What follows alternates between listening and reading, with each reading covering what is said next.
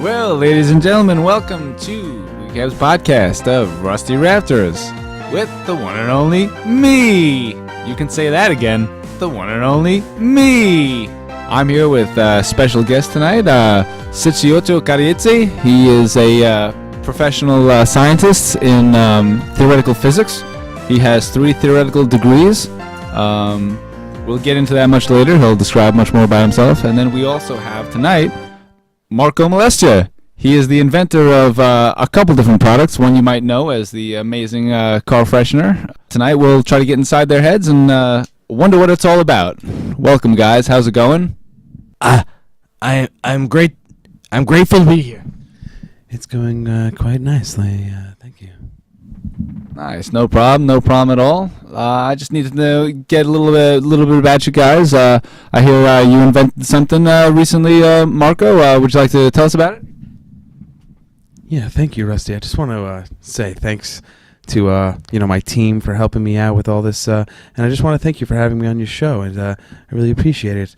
I just I've always had a thing for just when things smelt really good, and I like a different. Can you give us an example of a couple of smells you like? Well, what are some of your favorites? This is where I'd like to come in, because I could put them into test tubes and I could sell them for a pretty price. Well, you do have a theoretical. How many theoretical degrees? 3, theoretical PhDs. Okay, so tell us a little bit more, Marco, please. Well, I've always enjoyed different smells, and I've always noticed that a lot of these scented air fresheners that people come out with, it's all flowers or lavender or sage or like potpourri. Yeah. Well, I'm looking for more of like a home cooked meal smell, or like the smell of a fresh tire iron in the morning, or yeah. Yeah, well, when you're when it's late, early in the morning, and you got to get up and go to work, and you realize that your car, like the tire is flat, and you gotta take out that tire iron, and you got to change the tire, and that just the smell of that metal. I'm trying to get that smell. I'm trying to get certain smells like that. Even like a home cooked meal, like a good spiral ham, pineapple ham, or maybe like a good apple turnover. Something that you can hang in your window, and it just it's something different, Is there something that attracted you to these kind of scents? Because I know most people when they wake up in the morning they're used to like pancakes, waffles. Why the tire?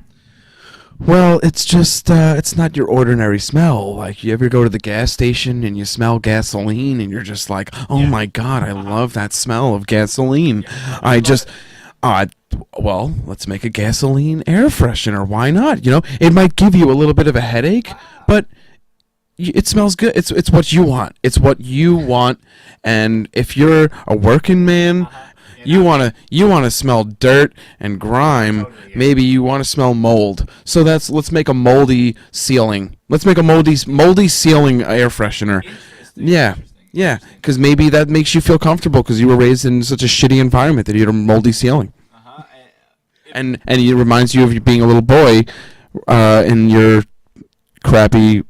Now, isn't it true that you use a lot of chemicals from Happy Cook? Interesting. Well, the thing about Happy Cook is I tried to... we almost came to a deal, a contract with... I almost had a contract with Happy Cook, but... they backed out right at the end of the deal, and we couldn't make anything happen, and then I made my precious air fresheners. Funko trampolines. You won't die using these. I'm here with Dr.T.Kikioriami. He's got 3 theoretical degrees in theoretical science. Theoretical business. He also theoretical theories, which is an interesting new science endeavor. Would you like to tell us a little more about that, Mr. Dr.T.Torishimo? Yes. As the great Akira Torishimo, the doctor, Akira Torishimo, which I am, I have 2 theoretical PhDs in business, and I only go into business with people that I believe that I will make a profit with. So when I go into business, I mean business. Okay. Well, maybe they just weren't ready for such a strong endeavor. To get a profit. I would like to say how my theoretical PhDs came into hand. I just thought about it one day, and I knew everything in the world, and I'm sorry to cut you off. I mean, there's got to be something like really cosmic going on in your mind. There's got to be something really out there. Some real good, No. Well, I just have one question. Did your parents beat you when you were younger? Not any more than any other family. It just came to me one day. I remember I was eating my lemon juice and Chex Mix, and it just hit me. I can answer any question ever asked of me. So, were you sitting down at just dinner one night or breakfast? How old were you when you came to this conclusion? I was 14, and no, it was during breakfast when I had to go to school. I really didn't want to go to school that day. And then I realized, why do I have to go to school? Interesting. I know everything. Right back after this. This broadcast is brought to you by Holiday Pretzel Dips. It tastes like the holidays. Not like hollandaise. The holidays. And also deli groceries. Buy groceries, deli groceries. So let me get this straight. You're sitting at breakfast one day, right? And I assume your parents are just sitting there. They have, the nice grand American breakfast, that we all have. And this actually brings me back to I've actually made food that tastes like breakfast. It's not a typical type of flavor of egg or cereal. It's actually breakfast flavored And food. And then I have lunch flavored food, Well, and then dinner flavored food. Now, are you allowed to, get crazy and just mix these up? Like, can you have breakfast for dinner? The whole thing is, it's eat Marco Malachians. Tastes like dinner. I don't know how to respond. I don't know how to respond to that one. Marco, Mr. Meilistia, I if you don't mind me calling you. Now, these air fresheners, are these edible as well? Like, can I sit down? Can I sit down at a table, take a couple air fresheners? I have my potato air freshener, which I use religiously. I have my steak air freshener, and sometimes I eat my asparagus. Can I sit down at the table and actually eat these items? I would not recommend it. Coming from a theoretical PhD in chemistry, they have sulfur parasitic dioxide, and that does quite a number to the human DNA. I mean, Well, could I theoretically eat these things then? I guess that's the real question, isn't it? well, theoretically, you can try to, only if you agree mentally to suicide. Mr. Marco? Well, if you were to buy, like, say, a bacon or any of the food-flavored, scented air fresheners, well, you can technically eat them the day that you buy them, but I wouldn't recommend eating them any day after that, because they would just go bad, and that'd be quite disgusting. Well, what about the day before that? Well, then they'd be probably prepackaged and quite fresh. So, yeah, I'd say that I'd give them a shelf life of about 2 days. After that, it's quite disgusting, and you might throw up and defecate everywhere. Is this defecation scented as well? Is it this strong where it can go into your body? And Maybe we can talk to the theoretical department of sciences of the world. Maybe Dr. T.Torishimo can help us. Well, yes, we can all speak at the same time. Me, Dr. Torishimo, I have 27 theoretical books about this. You could get them at all the internets. You know, I was partly responsible for the internet, but, you know, that's just how it goes as a completely Japanese man in America. Right back after this. Business. We also make Tempur-Pedic mattresses, if you want. Okay, we're back with the Rusty Rafters Show here on WECAB. The Rusty Rafters Show live podcast right now. I'm here with two special guests. We have he's a doctor in theoretical science. His name is Serietsu Kuchitatsujioto. He's a really good man. And we're also here with Marco Meilistia. He is the inventor of several scented items. He's working on a couple new ones. We're going to try to dig into that tonight and see what happens. So welcome back, guys. Welcome back to the program. Thank you. I'm very happy to be here. Thank you. Bless you. Thank you. Anytime. You can bless me anytime. Now I want to dig a little bit deeper into the theoretical science, because this is something that I'm just not acquainted with. I don't know theories. I don't know how to theorize. I don't even know how to clean my shower.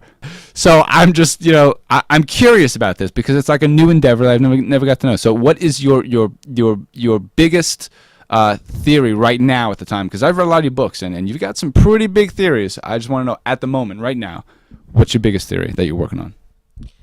I'm working on how we cannot afford to stop manipulating bees. We need to make them robotic. We need to make them be Wi-Fi powered, and we need to have them start going into space. I'm getting into right Wi-Fi now. scented. Do you know why? I'm curious about how are we going to be able to make these bees Wi-Fi? Because right now I know they're just they're wireless. They're flying around everywhere, but I want to know how they become Wi-Fi. No. See, this is where you need to get a PhD to understand this. I did not say they need to be Wi-Fi. They need to be Wi-Fi powered. Okay? Working off of Wi-Fi. That's how they work. So is that like off the grid? Like the government doesn't know where these bees are? They're just flying around all crazy? What is this exactly? No. We would have insane AI, okay? And they would be doing this under the guise of the great government. Guise of the great government. Is this something that you want to propose? Is this like a new bill? I'm also working. No, on it's not a new bill. Scent. Bill It's, Clinton has supposed to nothing smell to like, do with old this. paper. So I'm really interested in this Wi-Fi, and that's a really interesting explanation. Marco, do you plan on making any Wi-Fi scented air fresheners? Oh yeah, we have plenty of Wi-Fi. I'm really working on that.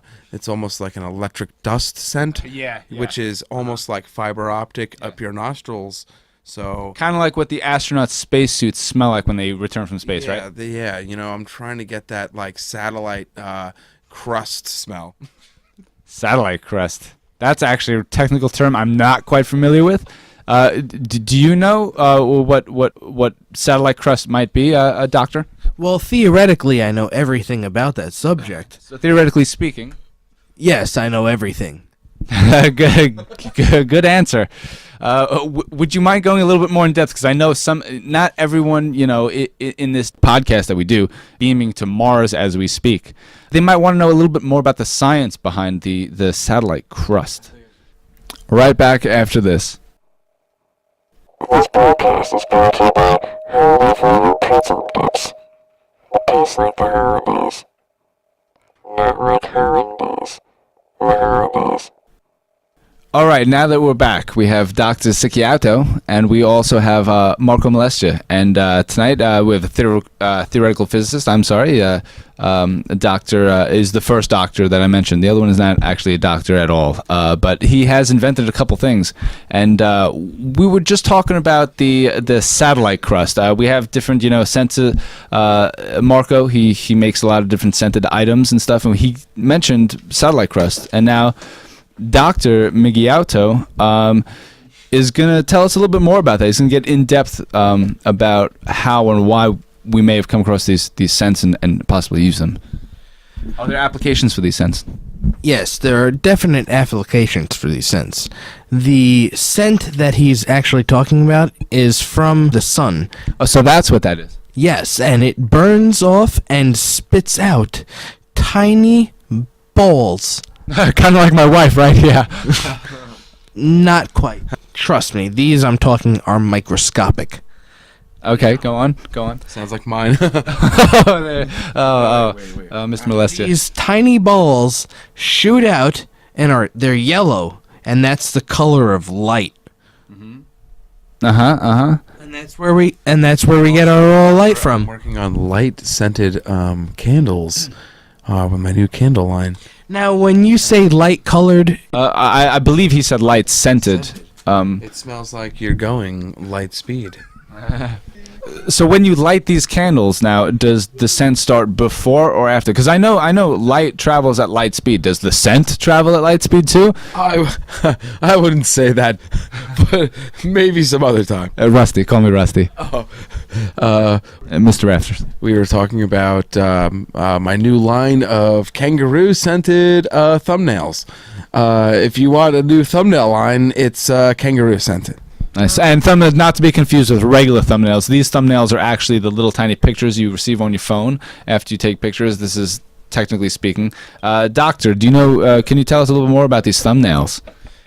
these thumbnails.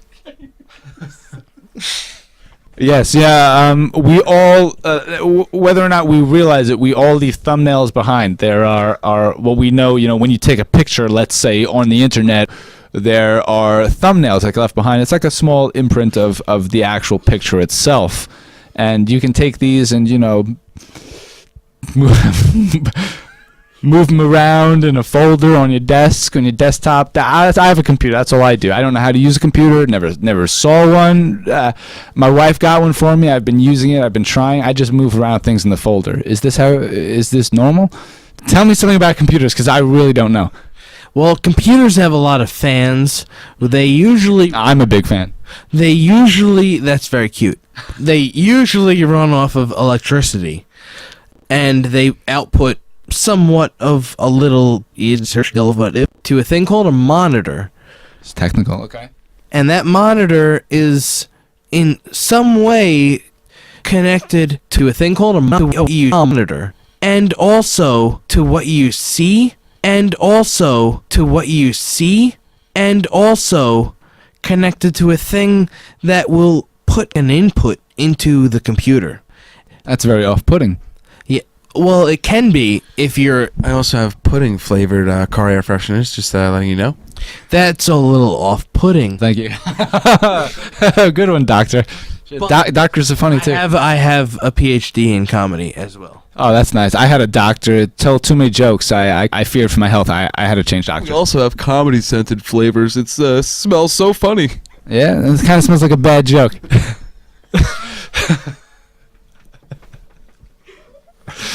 But now that we know a little bit more about the both of you, we're going to take a quick commercial break. We're going to get back, and we're going to choose a topic, and we're going to dive deep into the cranial cavities of these two fine young men, including myself. So make that 3. Fun car trampolines. You won't die using these. All right, ladies and gentlemen, goblins and cunts, we are back. Rusty Rafters Show, live on WECAB. We have 2 special guests tonight. As you may have tuned in earlier or just tuned in, I'm sure you'll have a pleasant time. Dr. Sikisawi and Marco Meilistia are here tonight. Sikisawi, he invented nothing really, actually. He's a theoretical scientist. He has 3 theoretical bachelor's degrees. He has 6 theoretical master's degrees. Somehow in there, he's got 3 theoretical theory degrees. And he's going to be talking to us tonight, explaining some things about the science behind what we're talking about. And Marco Meilistia, he is going to be telling us about the different angles in which he approaches how he comes up with products, invents things. He's like a guru of sorts. and we'll continue the conversation. We were previously talking about how there's lots of curvatures and wave signs in the celestial I always have a hard time with this word, stereoscopic path of linear directions. Now, it all sounds like mumbo jumbo, but we're really going to get into the grease of this now. Can you tell us a little bit about this, Doctor? Yes.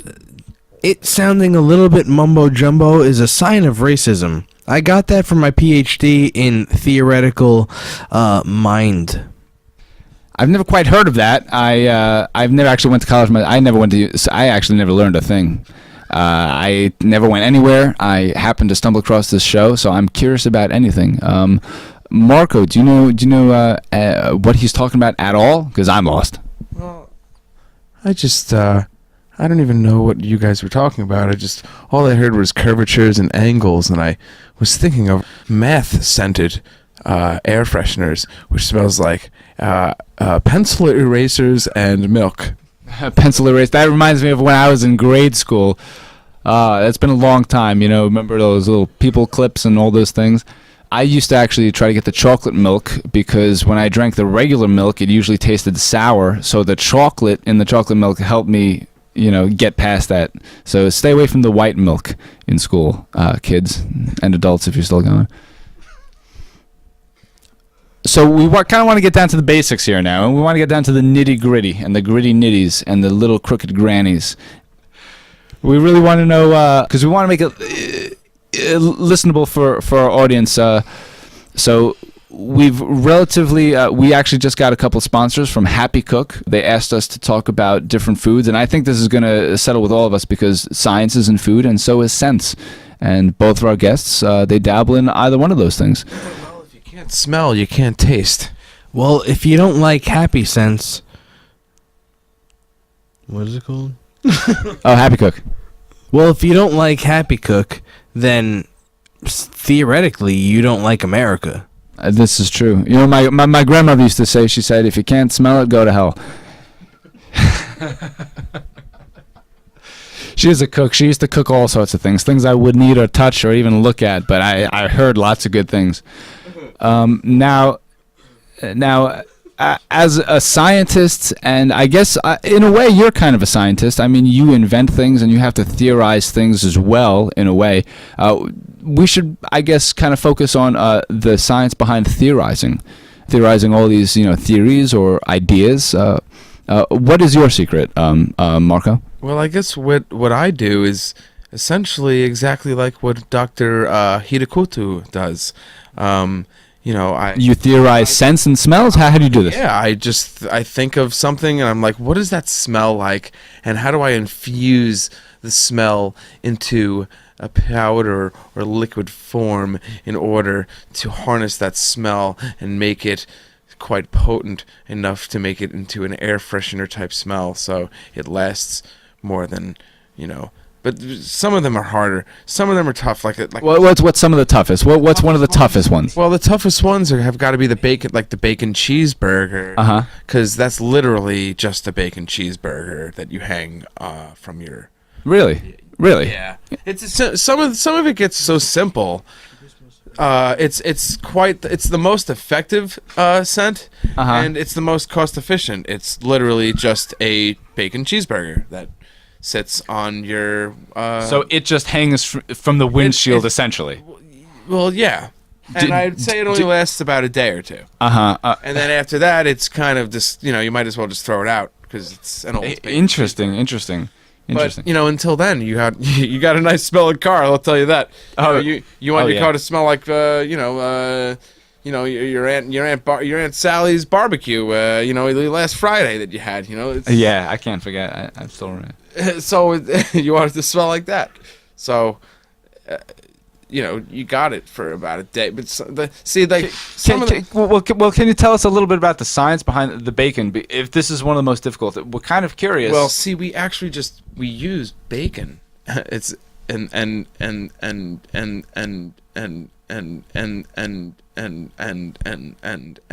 So how do you suspend these? Are they just hanging on hooks? Do they Velcro? glue. Well, we use hooks with fishing wire. And,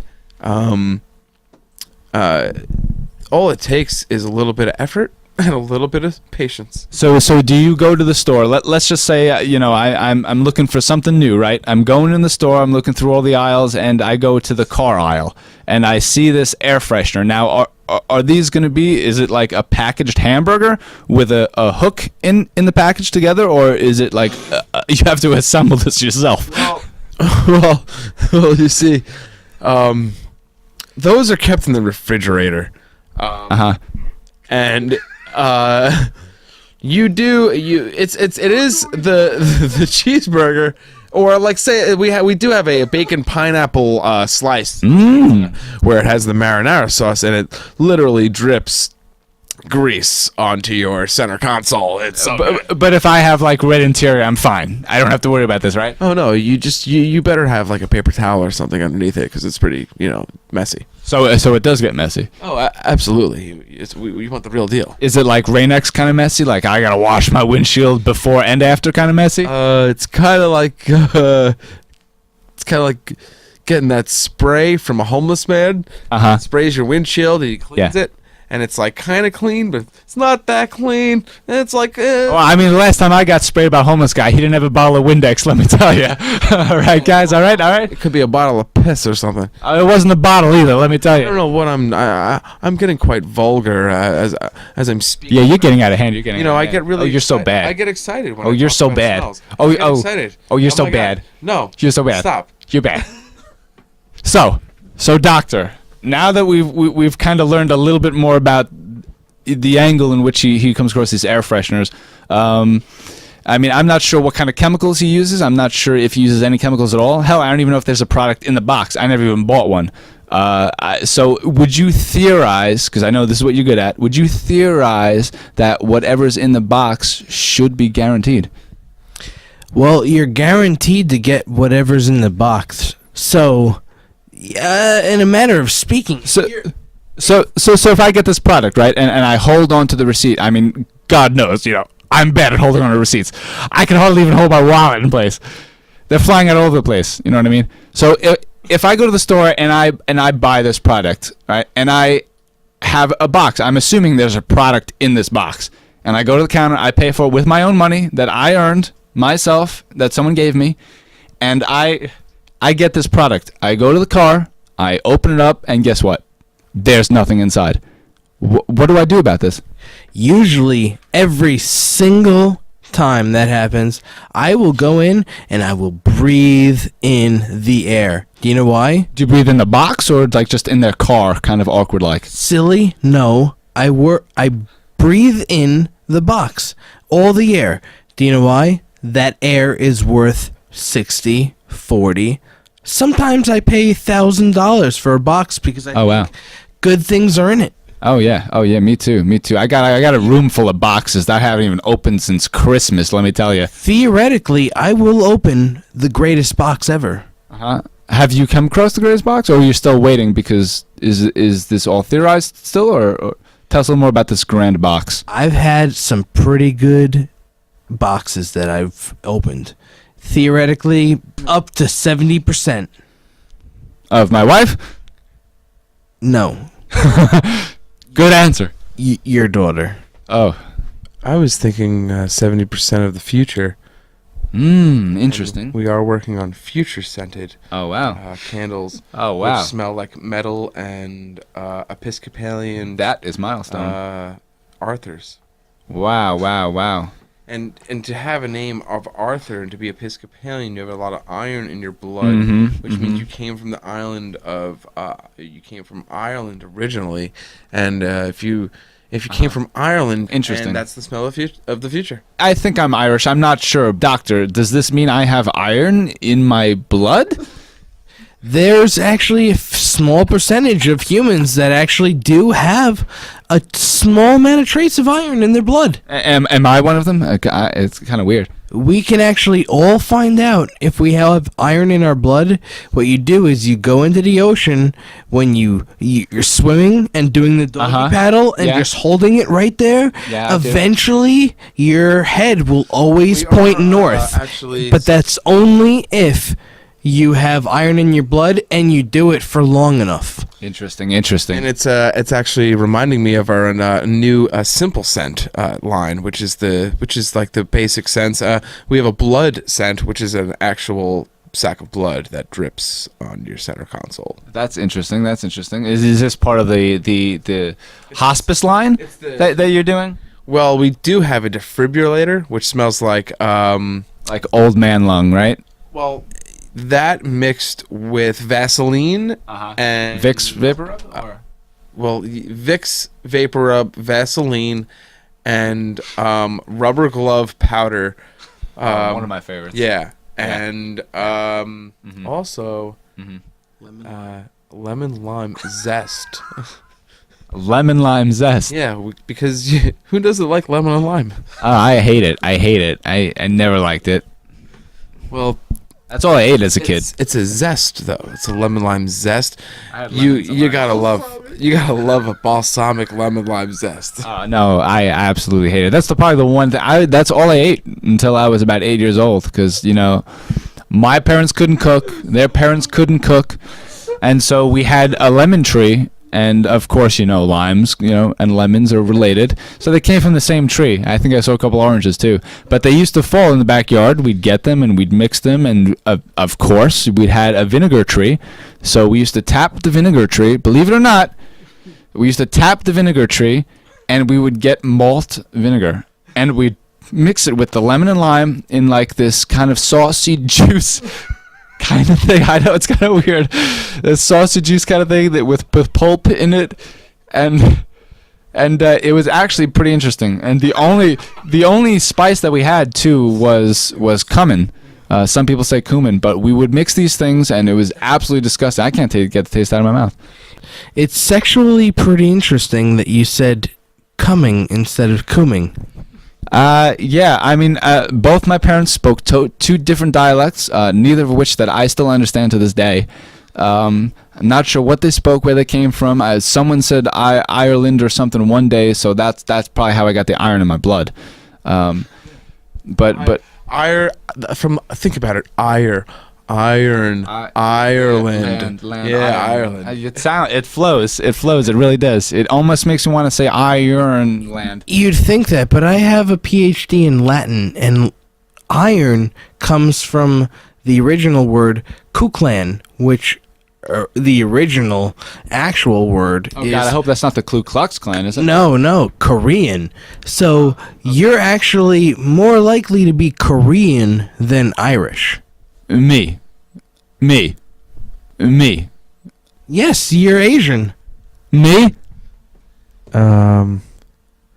We do have Asian flavored scented chopsticks. So I'm Japanese, you're saying? Well, you'd probably like those. You do seem a little Asian to me. Well, I've always been told I was a little Asian. You now look a little Asian since I've theoretically thought about it. Now, since I said it, you can kind of see it now, right? Well, there is a Caucasian. Yes, Asian. yes. We do work together. So together. There is a hybrid analysis. Caucasians, I like to call them. Yeah, which you are quite the. So basically, you're saying that we're all Japanese. You're saying I'm Japanese? Think about it. Or North Korean, yes. So you think I look a little Japanese? Well, maybe. Sometimes when you look back at me, from the bottom, Oh, and I do, yeah. you give me that look. I think Uh-huh. it's quite a Japanese Which look. which look is that? The look like, I'm determined. Can you give us that look for the people that are listening? Oh, all right, ready? Oh my God! Oh wow! Look, it's just like you look back and you're like, oh, Yeah. I'm determined. I almost wanted to look back twice, actually, to be honest. There's nothing like a double take. You're pretty good at inventing some looks, man. Well, I'm not all about. I mean, Well, do you do that too? Do you invent looks? I invent looks and I trademark certain looks, so no one can ever use those looks ever again. Like Ingenious. No Hollywood actor can ever Genius. just like turn around and use a look and like pose because I trademarked it. They would have to pay me. So could I patent my Japanese look? Well, it depends because I have 13 Japanese looks under my repertoire of looks. I have about 3,457 looks. Oh wow! Do any of them resemble me and my Japanese genetics that I just found out? Yeah, the determined. You have the Japanese determined look. I am pretty determined. That is one of my looks. Is it my squinty eyes that make me look determined? The squinty eyes and the small mouth. Actually, I was always told I had a big mouth. My teacher was not a fan of my mouth. Theoretically. Very good. Theoretically, am I Japanese? No, I would say you're North Korean, but you were not a very good student. Oh, is who? Oh, to Mr. Meilistia. Well, school never had any boundaries that could hold me, for I was greater than all the students. Let me get this right. I was a professional theoretical. Theologist? Does that mean you're a theologist? No, it does not. Okay, so to just break it up a little bit, what are some of your theories? What's the newest thing you're working on, Professor? I have a new car door that when you touch it, it is automatically invisible. Is this car door attached to a car? No. Because you need to have it always plugged in, and it uses more power than the car can produce. Oh, wow. But it looks like a car door, and it would be really cool to have for a door in a house if you got the deluxe version, and it would fit. So basically you're saying I can just take this door and install it anywhere, or just like put it in my house? No, not anywhere. It would have to be on the first floor in the most accessible area closest to the road. That's it. Oh, okay. So that's gonna be my wife's bedroom once again, right? Is that what you're saying? I don't know your wife. Yeah, I'm sure you do. Actually, I do, and she's a lovely, handsome woman. Yes, she is. She. Well, she looks like a go-getter. What That's is- all I have to say. Oh, she go gets them all. What is her maiden last name? I believe it's Dwizowitz. Dewizowitz. It's for Jigoku. it's a kutsu. It's Yes. a krucha. Yes, it's originally probably an Asian family that originated, I would say, somewhere in the northern Siberia area. Yeah. Logic. It's definitely a Kawitcha In the temporal. Originally. is originally the name. Theoretically, because I am theoretically in genetic last names. Yes, my mom was good at genetic bypassing. All the good genes went right past me. I didn't get any of them. Now I know this is big for some. Oh yeah, we're also 16 stories high right now in the Jelowitz building, by the way, in North Carolina. Well, theoretically speaking, you can't do anything I've been told that my whole life. Tell me something I don't know. because if you were to jump out the building right now, you can't commit suicide. You stupid. I kinda. It's got trampolines on the bottom. Which were invented by Funko trampolines. You won't die using these. This may be our last segment, but we dabbled into some theoretical theories. We have touched on bases like historical genetics of the Rusty Rafters gene line. We also have, found out who and why has iron in them and how to tell if you're Asian or not. I'm full-blown Asian, completely Asian. You have an Asian sound as well. My wife. Yeah. Well, I learned how to speak from my wife. She's completely Asian. She's completely Asian. She taught me how to speak. I didn't know how to talk until I was about 36. Now that I know how to speak, I can talk fluently. I took classes and courses on this. But theoretical physics was something I never quite got a grasp on. That's why I brought a guest here tonight. And also, I've always been amused by the way things smell. So that's why the other guest is here tonight, Marco Meilistia. And I won't. Please do. Yes, once again, I'd like to bring a word to our sponsors in which we get paid here. Easy Wax. If you can't stroke it, you can't wax it. It's Easy Wax. And also Deli Groceries. Buy groceries, Deli Groceries. All right, welcome back to the Rusty Rafters Show. We had two excellent guests tonight. We had Dr. and Professor Zicko Yaka Chaka Chi. And we also had Marco Meilistia. Both in two completely different fields, but they are both exquisite in their own right. I'm glad to have them. Thank you for coming tonight, the both of you. It was an honor to be here, theoretically. Thank you. It was a blessed experience. And of course, Rusty Rafters would like to say thanks myself for being me and just doing what I do. Thank you for listening to the Rusty Rafters Show. Hope you enjoyed, and if you're looking for more podcasts, remember to tune in to WeCAB. And Jose, give me that tune, brother.